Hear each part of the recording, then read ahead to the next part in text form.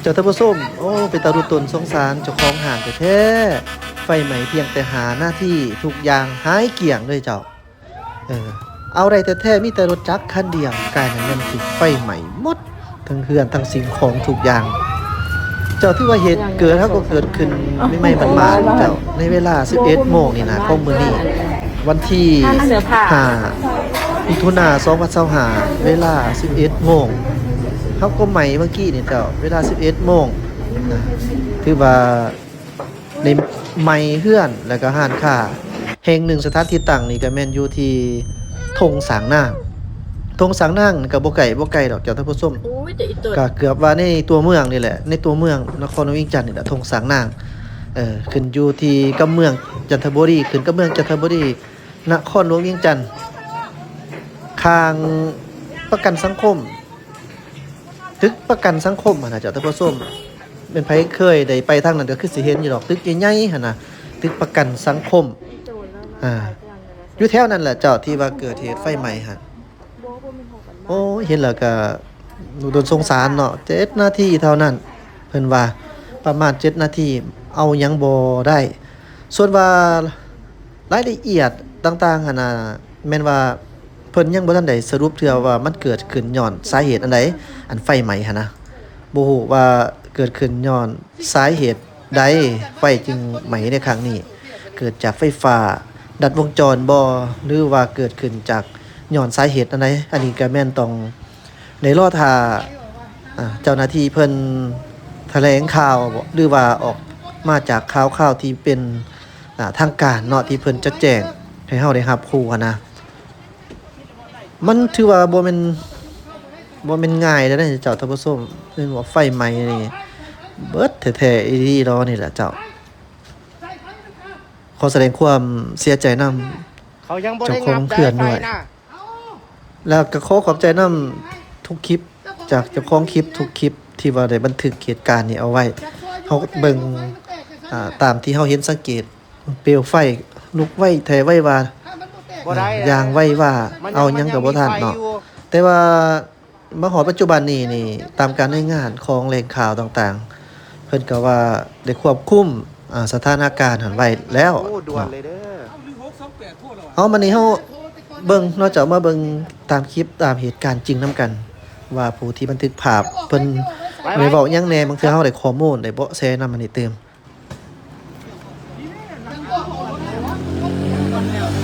ประชาชนหลายคนก็จะเข้าซวยเนาะแต่ว่ามันอันตรายเนาะ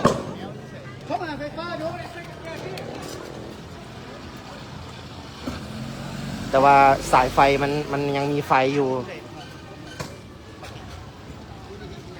เรื่องมาโทษน้ำเลยนะจะช่วยไว้แล้วมันมาป่านนี้แหละเฮ้ยมาแล้ว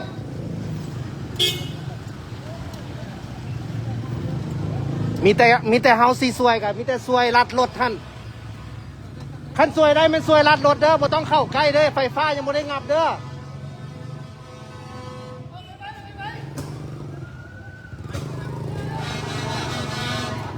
เป็นไผก็ได้ที่ว่ากำลังเบิ่งไลฟ์สดอยู่ซวยประสานหาไฟฟ้าเลยให้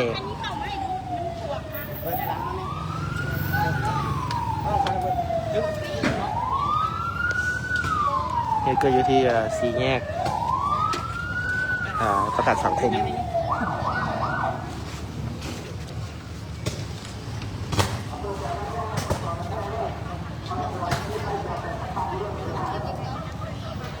ไม่อยู่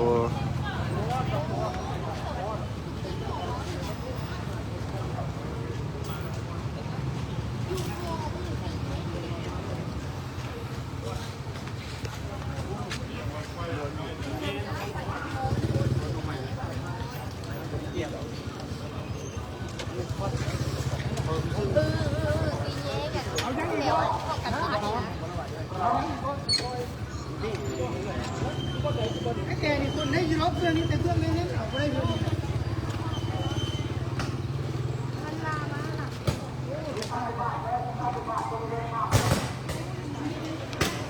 ไฟฟ้ายังแตกอยู่เนาะ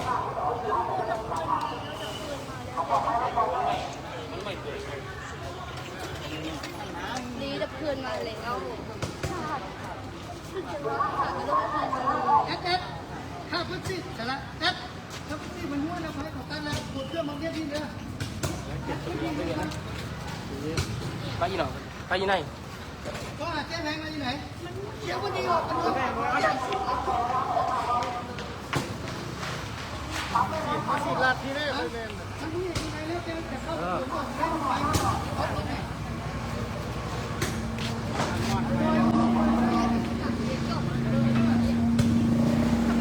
มาสิลาทางนี้แน่เพื่อนน่ะสิเส้นตัวเทิงๆกูเด้อโอ้เขาเทคนิคเขา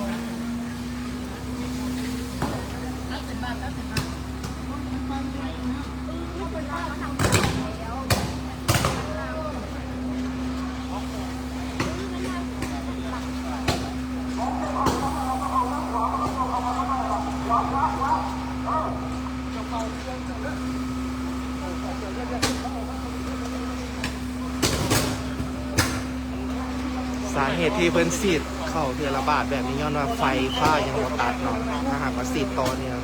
ผ้านิวซีแลนด์ไปกับน้ำอันตรายต่อผู้ดับเพลิง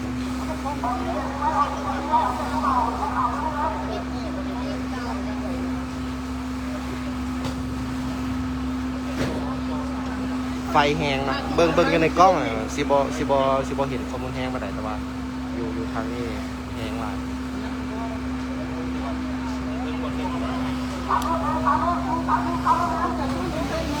ไอ้เป็นงานเป็นเกินหากันสั้นมาทุกคนเล่นกินข้าวเจ๊กันที่ตัวไปฮอดด้วยเข้าให้ได้ห่วยตัวใหม่ทำงานเลย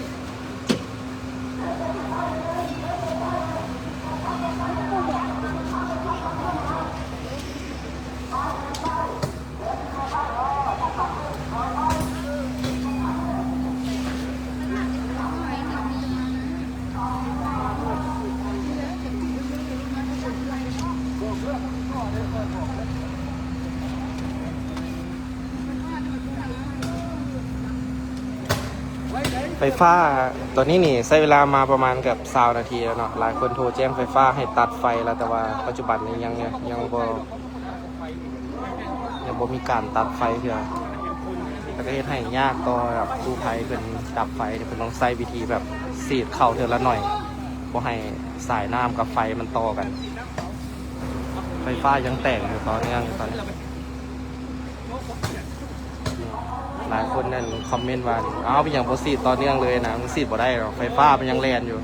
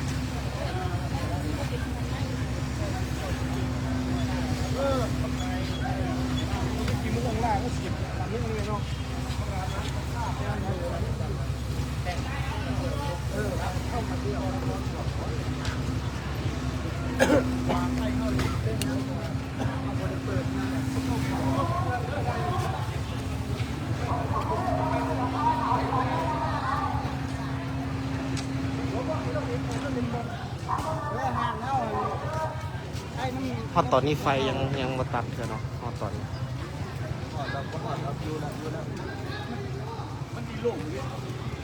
มันลามอยู่ข้างหลังไม่ได้ไอ้มันเบื้องข้างหน้านี่มันอันนั้นอยู่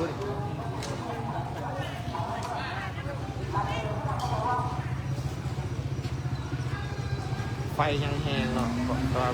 มีห้านขายเครื่องตัวนี้บังยังเห็นให้เขาไม่เห็นไฟอ่ะ เขาสี่ตกงานนะสีขาวมันเป็นจริงไปเตะ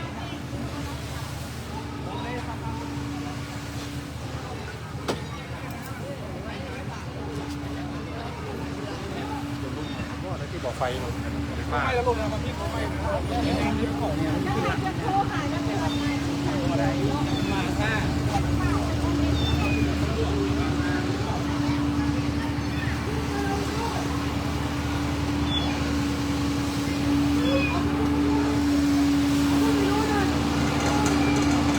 เริ่มลามใส่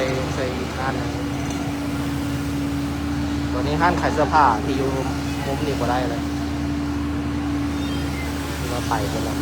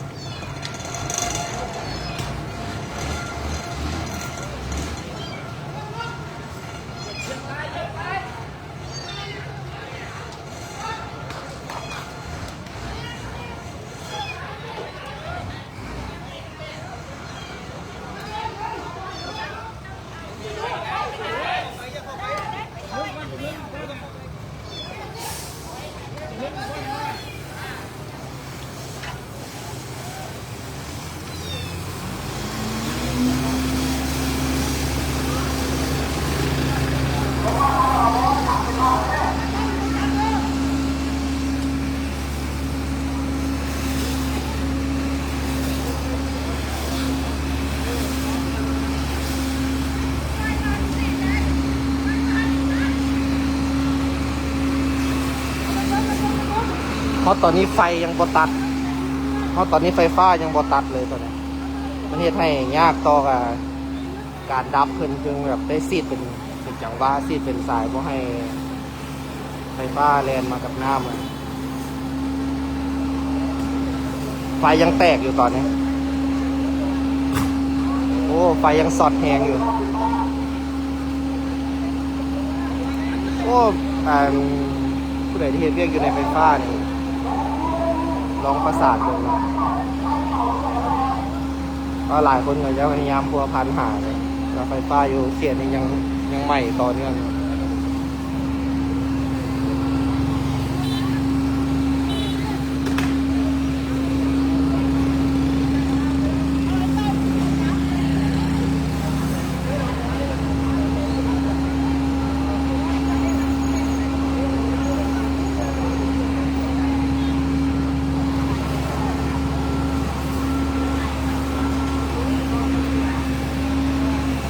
เพิ่นพยายามสัดไฟที่สีลามไปหาเงินนะครับนี่ยังอันตรายหลายต่อผู้ไทยแล้วก็ต่อทางตำรวจมอดไฟเป็นมา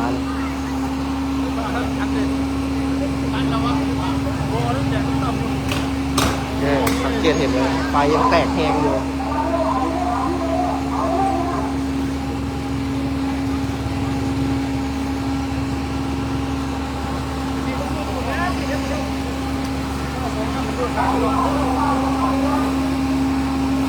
ผู้ใดที่พวกเข้าใจว่ามีอย่างโคสีตอนนี้เลยนี่ให้เดินไฟฟ้าอย่างนี้สอดแหงหลาย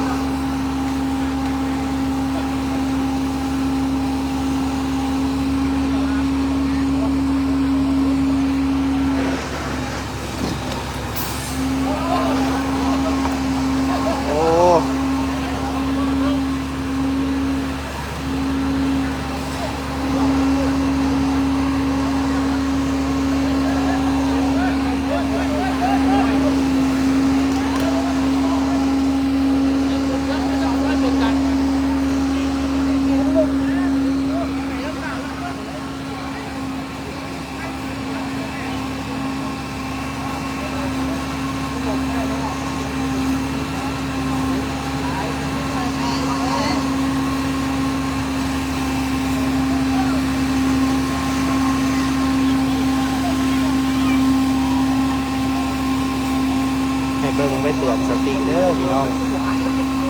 เรื่องคืนไฟนี่ตัวที่เพิ่นดับแล้วนี่กำลังลามขึ้นคืนเพราะว่าไฟฟ้าเพิ่นยังบ่ดับนะอันนี้ยังกลับคืนมาคืนแล้วเมื่อกี้นี่ดับไปแล้วแหละแต่ว่าไฟฟ้ายังสอดกลับคืนมาอีกอยู่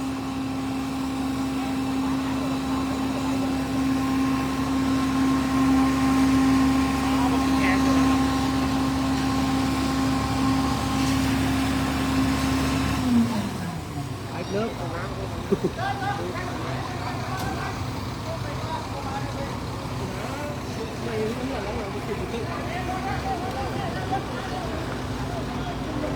งแมวมาได้แท้ โอ้ยังสอดอยู่ยังนี่ยังสอดแหงอยู่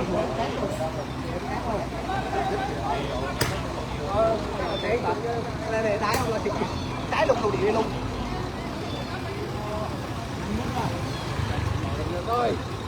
โอ้มาแล้วไฟฟ้ามาแล้วไฟฟ้ามาแล้ว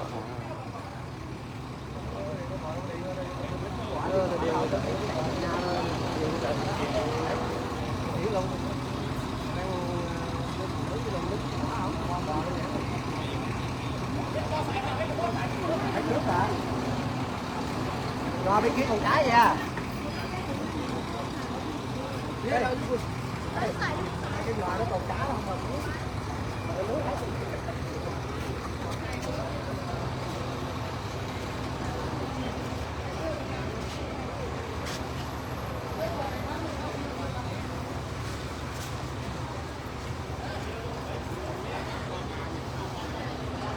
ชายเสื้อแดงเลยเป็นอยู่ในห้องการบ้านเลยเป็นได้ยินเสียงระเบิดแล้วไฟก็ต่อเนื่องเลย